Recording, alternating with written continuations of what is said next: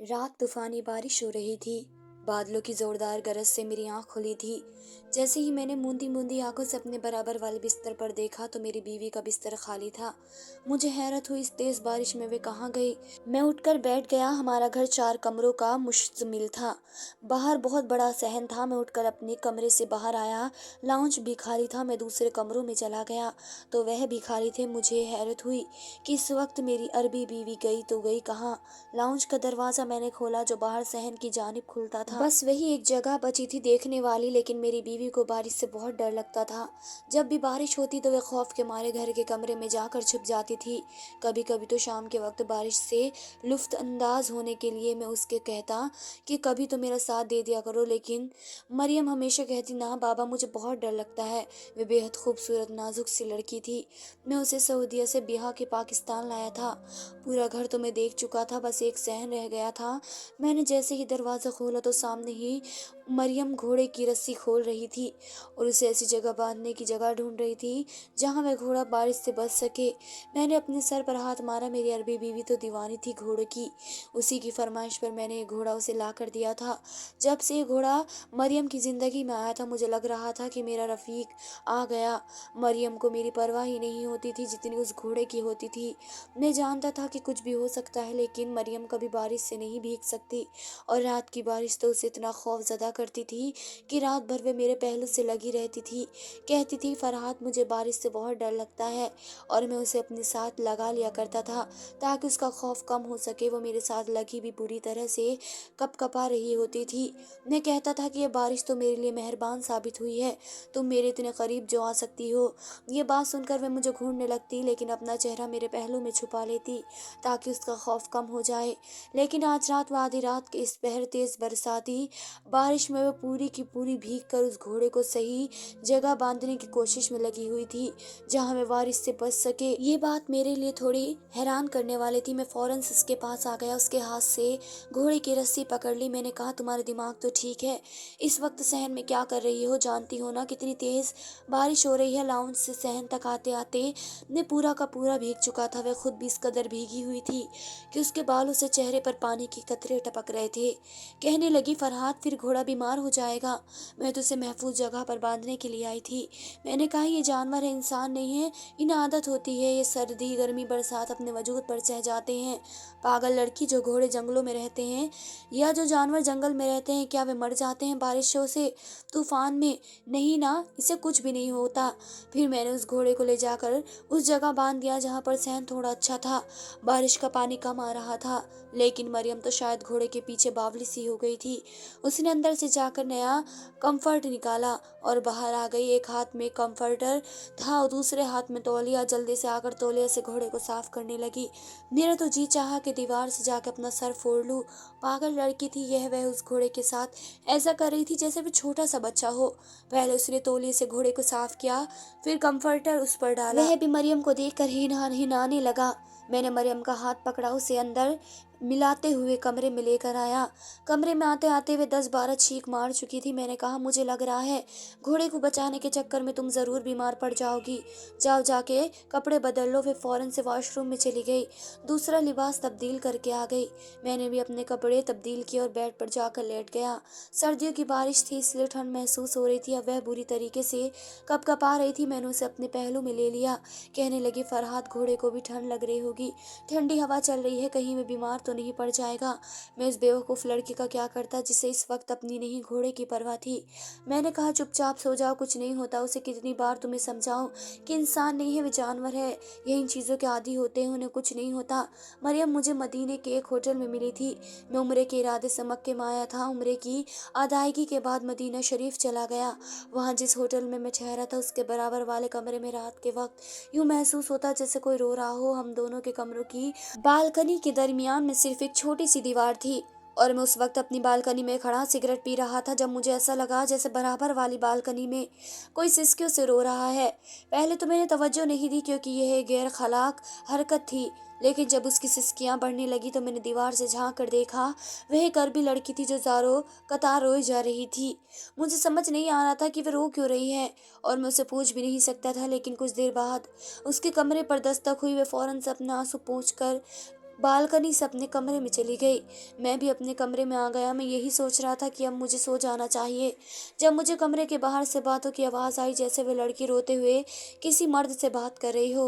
मैं उठकर कमरे के दरवाजे के पास आ गया। मुझे उस लड़की के रोने की और मिन्नत करने की आवाज़ें आ रही थी। मैंने दरवाज़ा खोला तो मरियम के कमरे का बाहर होटल का मैनेजर काफ़ी गुस्से में खड़ा था। कहने लगा, देखिए, आप जिन साहब के साथ आई हैं वे 2 दिन से लापता हैं और होटल का किराया कल ख़त्म हो चुका है। हम एक दिन आपको मुफ्त में रख चुके हैं, लेकिन इससे ज़्यादा हम आपको यहाँ नहीं रख सकते। ये लड़की रोई जा रही थी। कहने लगी, मुझे नहीं पता मेरे शौहर कहाँ गया, मैं यहाँ पर किसी को नहीं जानती, मैं कहाँ जाऊँगी। वे कहने लगा कि अगर आपका कोई घर हो तो हम आपको वहाँ पहुँचा सकते हैं। ये बात सुनकर वह बुरी तरह घबरा गई। कहने लगी, मैं बेसहारा लड़की हूँ, मेरे शौहर ने मुझसे शादी की थी, मुझे यहाँ लेकर आया, मुझे नहीं पता कि अब वह मुझे इस होटल के कमरे में छोड़कर कहाँ चला गया। वह मैनेजर कहने लगा कि अक्सर नौजवान अय्याशी के लिए ऐसे काम भी करते हैं, बेसहारा लड़कियों से निकाह करके उनके साथ अय्याशी करके उन्हें होटल के कमरे में छोड़कर चले जाते हैं। वह उस लड़की से कहने लगा कि अगर तुम्हारे पास तुम्हारे शौहर की कोई तस्वीर या उसका कोई शनाख्ती कार्ड हो, कुछ भी हो, तो वह उस मैनेजर को दे दे। वह पुलिस वाले से राब्ता करेगा ताकि उसकी शौहर उस तक पहुंच जा सके। लेकिन वह कहने लगी कि वह 2 दिन पहले जब नींद से उठी थी तो उसका शौहर कमरे में नहीं था, यहाँ तक कि उस शख्स का सामान भी उस होटल के कमरे में मौजूद नहीं था। वह अपना सब कुछ ले जा चुका था। इस बात से साफ जाहिर था कि वह उस लड़की को तन्हा छोड़कर चला गया था।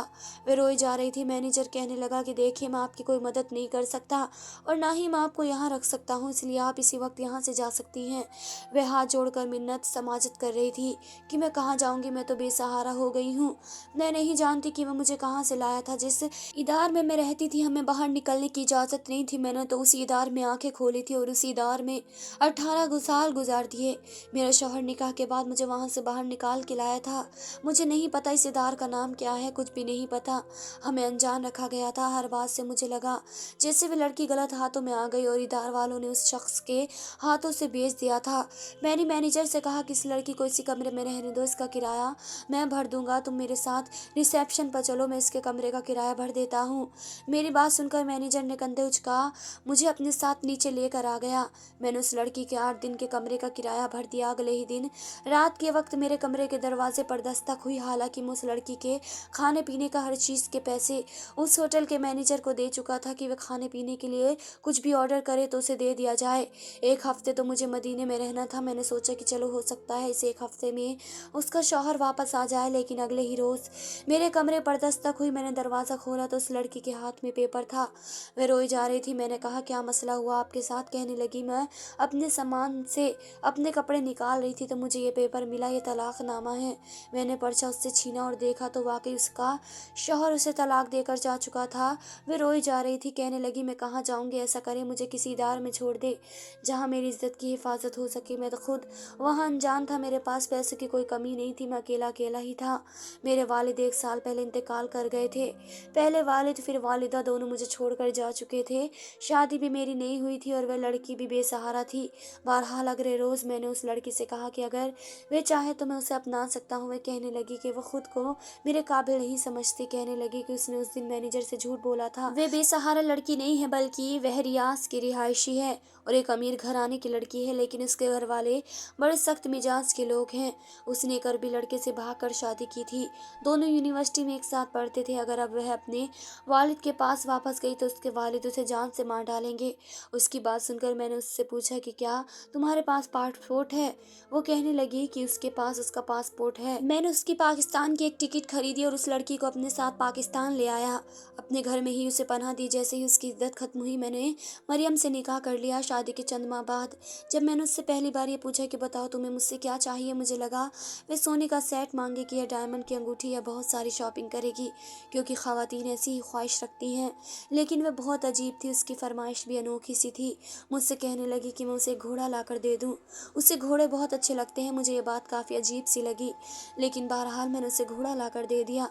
उसे देखकर वे बेहद खुश हुई। पहली बार मैंने उसके चेहरे पर इतनी बेतहाशा खुशी देखी, लेकिन मुझे नहीं पता था कि यह घोड़ा मेरा जानी दुश्मन बन जाएगा। जब से मैंने मरियम को घोड़ा ला कर दिया, उसकी सारी तवज्जो मुझ पर से हटकर उस घोड़े की जानिब मफज हो गई थी। मुझे समझ नहीं आता था कि आखिर मैं इस बात का हल क्या करूं। जब भी मैं मरियम को देखता, मुझे वह घोड़े के पास ही मिलती। अब तो अक्सर जब मेरी रात को आँख खुलती तो मरियम बिस्तर पर नहीं होती थी।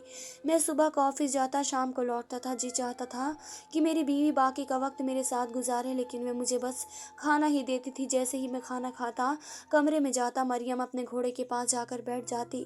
कभी तेल से उसकी मालिश करने लगती, कभी उसके सर पर हाथ फेरती रहती, कभी उसकी कमर सहलाती रहती। वह घोड़ा भी बड़ा राजी रहता था। मैं तो अब उस घोड़े को हसरत से देखने लगा था कि मुझसे खुशनसीब तो ये घोड़ा ही है। लेकिन एक बार जो कुछ मैंने रात को मरियम को उस घोड़े के साथ करते देखा, मेरी तो शर्म से नजरें झुक गई। मेरी आंख खुली, मैंने मरियम को बिस्तर पर नहीं पाया तो मुझे बड़ा गुस्सा आया। वे तीसरी ऐसी रात थी, मैं थका हुआ आता था, इसलिए बिस्तर खाली देखकर समझ जाता था कि मरियम घोड़े के पास ही होगी और करवट बदल कर सो जाता था, क्योंकि मुझे सुबह उठना होता था। लेकिन आज ये तीसरी रात ऐसी थी, अब तो वह मेरे करीब भी नहीं आती थी। मैं उसके पास आने लगता तो कहती कि अभी मेरा मूड नहीं है, फरहाद प्लीज मुझे आराम करने दो। मुझे समझ नहीं आता था कि मुझसे कतरा नहीं क्यों लगी है, और फिर वजह क्या है। मैं उठकर बाहर आया तो वह घोड़े के पास बैठी थी। जो कुछ वह घोड़े के साथ कर रही थी, वह देखकर मेरा दिल डूब कर रह गया। मैं वहीं से पलटकर अपने कमरे में आ गया था। खुदाया, ये कैसा इंकशफ मुझ पर हुआ था, मुझे तो अपनी आंखों पर यकीन ही नहीं आ रहा था। मैं कमरे में आया और अपना सर पकड़ लिया। दिल पूरी कुर्वत से धड़क रहा था। मैं कोई पागल नहीं था जो कुछ समझ ना सकता। अपनी आंखों से मैंने सब कुछ होते देखा था। मैं वहीं पर खड़ा अपनी सांस बहाल कर रहा था जब मुझे कमरे के बाहर चाप सुनाई दी। शायद मरियम वापस आ रही थी। मैं जल्दी से बिस्तर पर लेट गया और यूं जाहिर करने लगा जैसे मैं गहरी नींद सो रहा हूँ।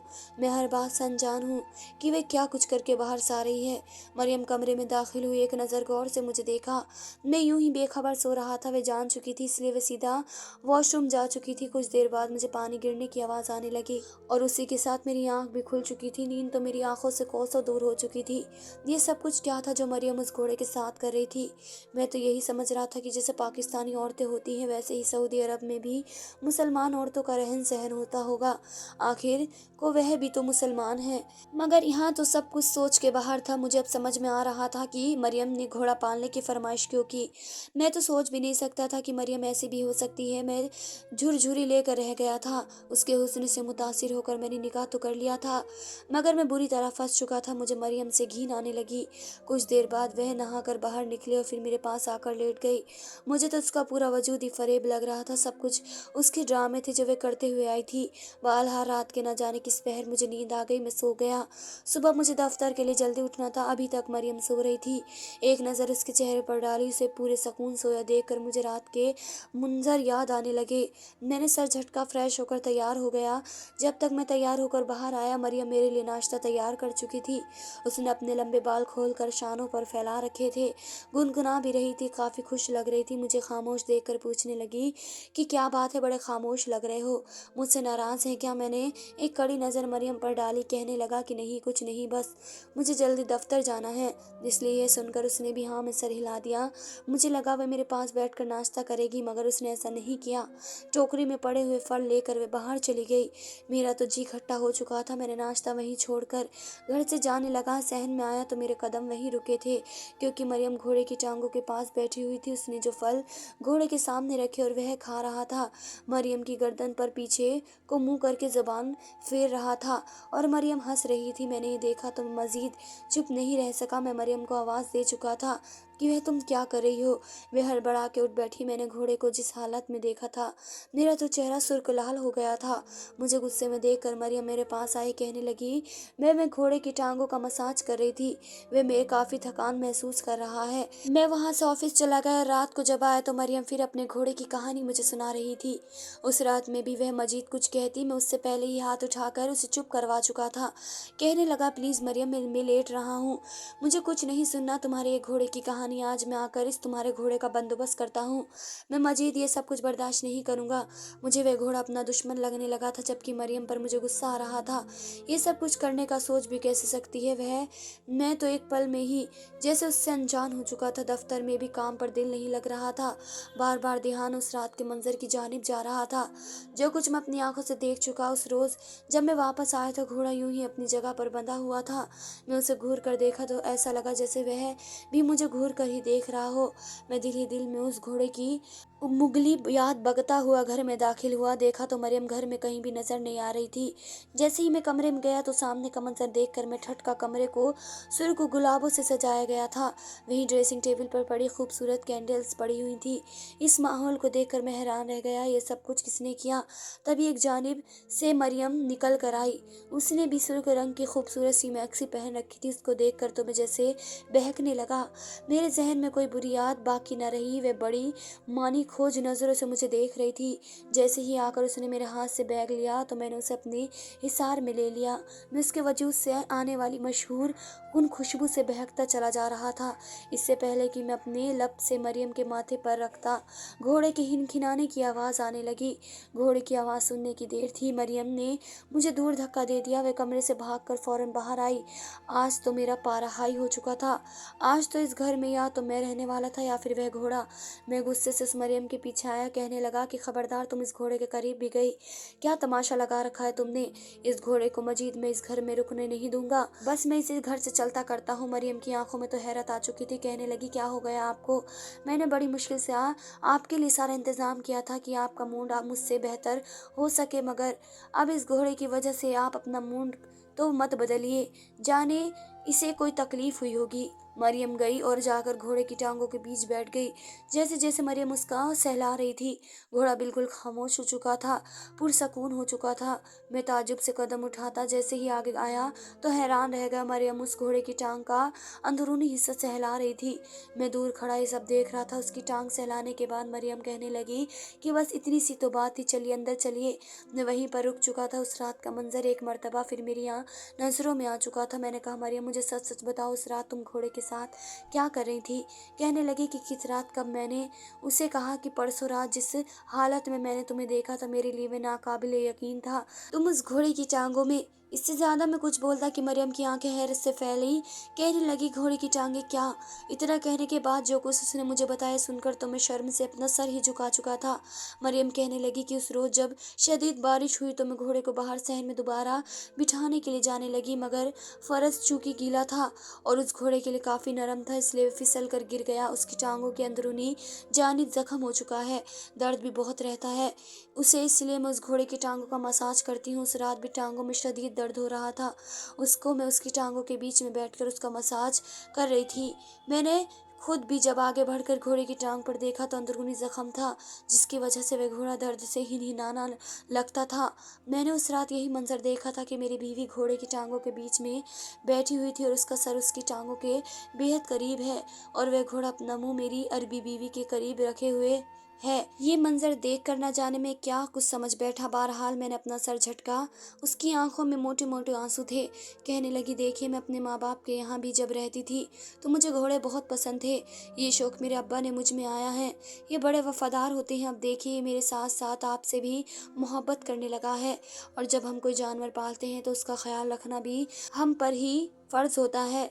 आप मुझसे नाराज मत होइए प्लीज, मैं आपकी नाराजगी बर्दाश्त नहीं कर सकती। मरियम के अल्फाज सुनकर मैंने गहरी सांस खारिज की। उसे अंदर लेकर आया। मैं भी भला क्या कुछ सोच रहा था, जबकि ऐसा कुछ भी नहीं था। उसे बस घोड़े से लगाव था। वक्त गुजरा और अल्लाह ताला ने मुझे जुड़वा बच्चों से नवाजा। वो दोनों ही बेटे थे और मुझे मेरी जान से बढ़कर थे। बच्चों ने मेरी बीवी ऐसी मगन हुई कि उसका ध्यान खुद ब खुद घोड़े से हट गया। धन्यवाद दोस्तों।